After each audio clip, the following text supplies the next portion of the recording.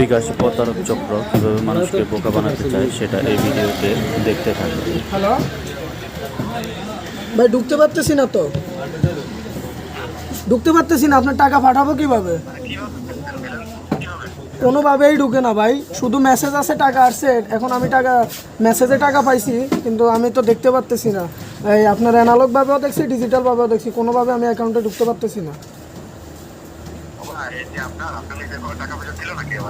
আমার ছিল প্রায় আপনার, আমার বেশি টাকা না, আমার 1700-1800 টাকা, 1700-1800 টাকা আছে ভাই। কেন? আপনার নাম্বারে ওই আমাদের টাকাটা দেওয়ার পরে আপনাদের বারবার ফোন দিচ্ছে, আপনি কেটে দেওয়ার জন্য আমরা আবার অফিসে অভিযোগ করেছি, বুঝছেন? আমাদের টাকাটা তো অফিস থেকে ব্যাক করছে, আপনার অ্যাকাউন্ট আমাদের অভিযোগের জন্য বন্ধ। আপনি ফোনটা কেটে দিলে আমরা অভিযোগ করতে পারছি। তাহলে আপনি একটু বলেন ভাই, খুলে দিতে, আমি আপনার টাকা পাঠাই দিচ্ছি।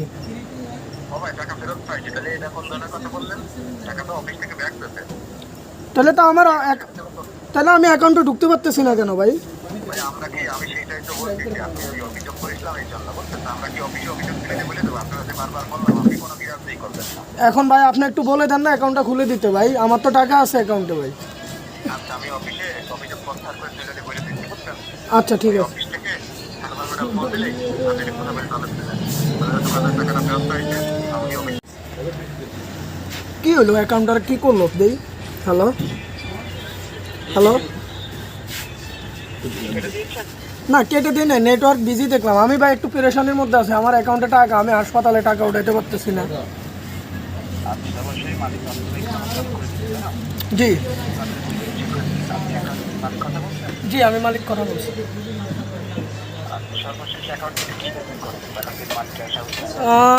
আপনার সর্বশেষ আমি গতকালকে আমার মোবাইলে 26,700 টাকা ছিল। হ্যাঁ, আমি 25,000 টাকা উঠাইছি। এখন আমার মনে হয় 1700 টাকা ব্যালেন্স আছে সম্ভবত, কিন্তু আমার একটা অ্যামাউন্ট এখন ঢুকবে। এখন আমি পেরেশানিতে আছি, আমি হাসপাতালে। এখন একটা অ্যামাউন্ট ঢুকবে, আমি লেনদেন করতে পারবো না ভাই।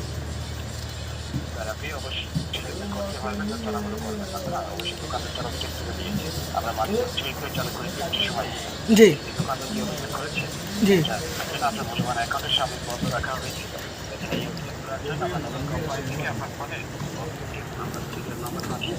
জি,